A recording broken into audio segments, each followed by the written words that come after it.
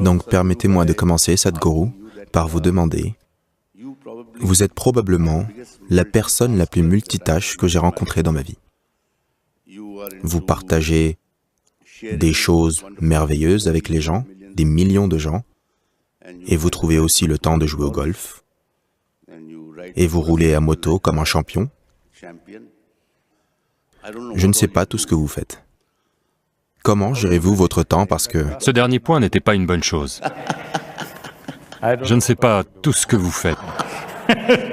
Non, c'était plutôt de l'émerveillement. Et il y a des gens qui sont très occupés. Nous aussi, nous croyons que nous sommes des gens très occupés.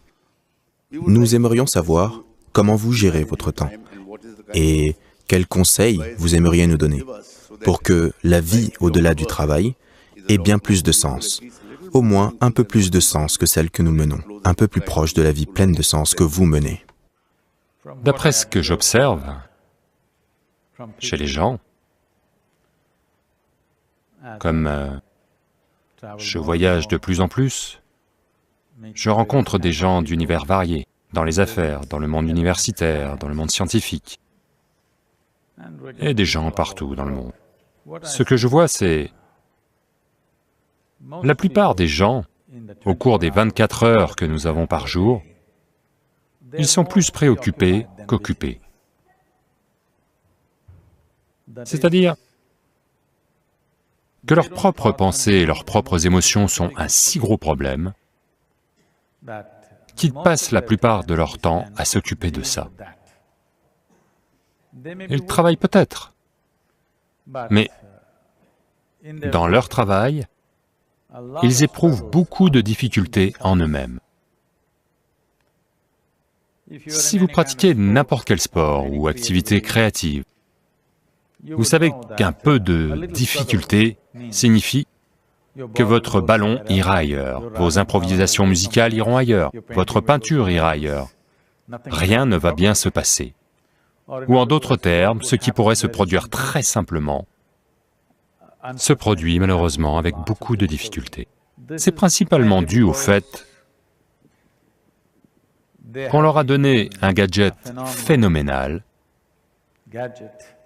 ou une machine phénoménale, qui est le mécanisme humain.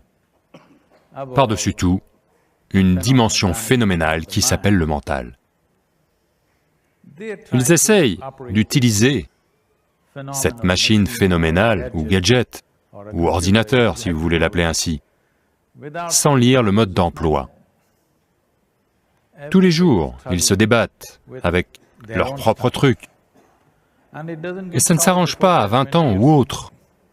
Jusqu'à leur dernier jour, sur leur lit de mort, ils se débattent encore avec les mêmes choses, leurs pensées et leurs émotions. S'ils apprennent à régler ça très tôt dans leur vie, je suis sûr qu'ils peuvent travailler 2 fois moins d'heures et être bien plus productifs que ce qu'ils sont actuellement.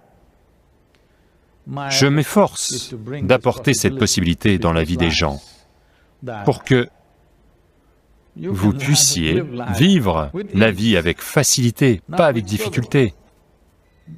Il y a une chose, quand nous disons travail, beaucoup de jeunes gens, de gens merveilleux, qui sont reconnus pour les choses magnifiques qu'ils ont faites. Laissons ça de côté, mais en général, travail signifie on a toujours appris aux gens qu'ils doivent travailler dur. Personne ne leur a dit qu'ils doivent travailler joyeusement. Personne ne leur a dit que le travail devrait être une expression de leur joie ou de leur amour.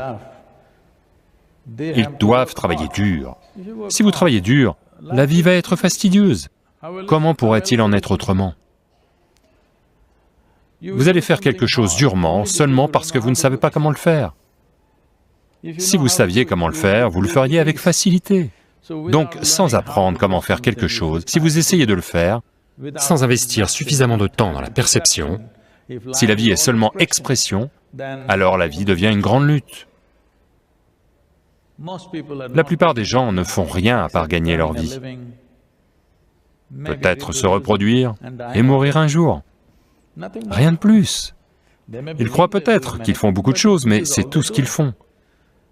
Manger, dormir, se reproduire, mourir un jour. Ça fait tellement d'histoires. Toute créature est capable de le faire. D'un ver de terre à un insecte, tout et n'importe quoi, tout le monde fait ça. Ils gagnent tous leur vie. Ils mangent, ils dorment, ils se reproduisent et ils meurent. Avec 1/1000e de notre cerveau, ils sont capables de le faire. Avec un si gros cerveau, les êtres humains se débattent. Pas avec les choses qu'ils font, ils se débattent avec le cerveau lui-même. Leur propre intelligence est devenue un sérieux problème. Ce qui est la plus grande aubaine dans notre vie, le plus grand cadeau dans notre vie, qui est notre intelligence, cela est devenu un problème parce que ils ne savent pas comment la tenir, ils ne savent pas comment l'utiliser, constamment elle travaille contre eux. Quand je dis qu'elle travaille contre vous, les gens peuvent donner toutes sortes de noms, peuvent utiliser toutes sortes de mots pour décrire cela. Ils peuvent parler de stress, ils peuvent parler de tension, ils peuvent parler de misère, ils peuvent parler de dépression, ils peuvent parler d'anxiété, ils peuvent parler de folie. Essentiellement, c'est votre intelligence tournée contre vous. Votre intelligence ne travaille pas pour vous, elle travaille contre vous. Donc mon travail fondamental consiste en cela, qu'au moins votre corps et votre mental travaillent pour vous. Peut-être que personne d'autre ne travaille pour vous. Cela n'a pas d'importance, au moins votre corps et votre intelligence travaillent pour vous. Si cette seule chose se produit, vivre dans la félicité, la grâce et l'efficacité est une conséquence naturelle.